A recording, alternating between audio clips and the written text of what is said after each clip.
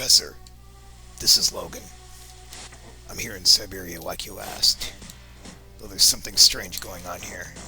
We've got ninjas and tanks all after me. I'll report in later when I find out more. Logan out.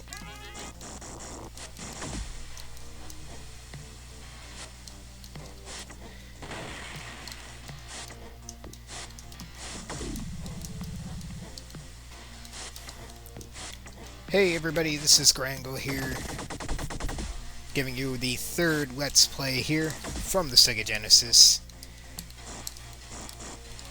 And as you can see, we started off right away, no title screen. We just jumped right into the game, and that would happen to you when you're playing this game. You'd turn the game on, and you would be instantly playing. No logos, no credits, no nothing like that. You're just turn it on and away you go.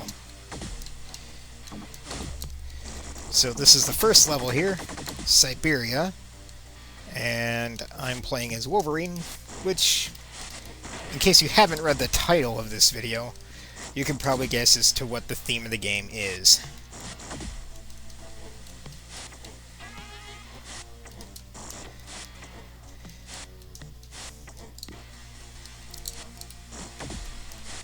And we're going through Siberia here, fighting, of all things, ninjas. Now, Wolverine's no stranger to fighting ninjas. In case you haven't seen the latest Wolverine movie that came out this past summer. He fought certainly a lot of ninjas in that movie.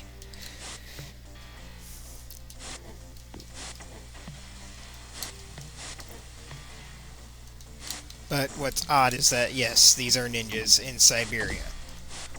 But why are all these ninjas and tanks and everything attacking Wolverine in Siberia? Well, we'll see in just a bit here as soon as we're done with this level.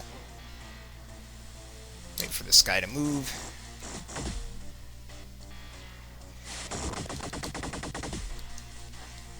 I always thought that was kind of neat. That was not exactly a common thing of games in that era, to have destructible environments that you can use to dispatch your enemies. In this case, barrels of toxic waste. It seems this game takes place in a time when Russia had perhaps a larger nuclear program than it does now, but that's neither here nor there.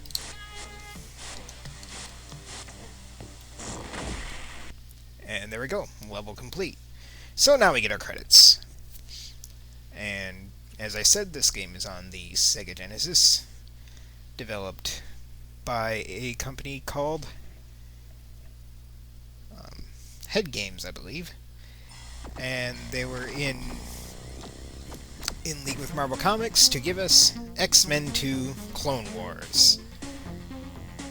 Listen to that rockin' Sega Genesis music. Always that techno beat we love. And I'm sorry about that for your ears, folks, if you're listening to this on a rather high volume.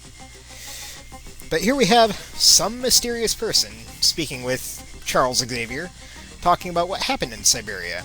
And as you can read here, if you want to pause it, I'm not going to read it for you. There are these techno-organic beings called the Phalanx, who are aliens who are looking to take over the world by creating clones of very powerful beings within our planet in order to essentially conquer the planet. And pretty soon they'll clone everybody. So how do we stop this from happening?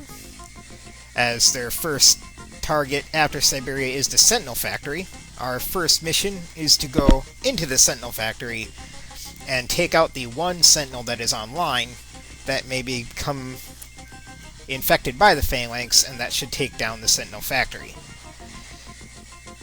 So Professor is going to keep on the lookout for new Phalanx activities, and we are going to go into the Sentinel Factory next time.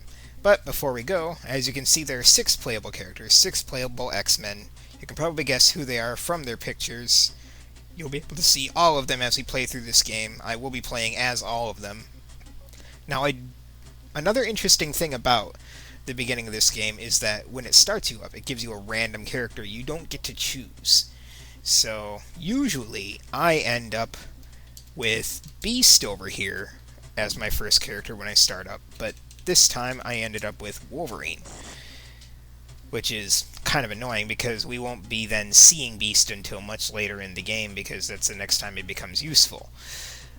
I take that back, we'll see him at one point, somewhat into early game, closer to mid-game, but we won't see him for a long time after that until later on in the game. But anyway, that's neither here nor there as well. Thank you for watching this first video in Let's Play X-Men 2 Clone Wars, and next time we're taking on the Sentinel Factory. I will see you later.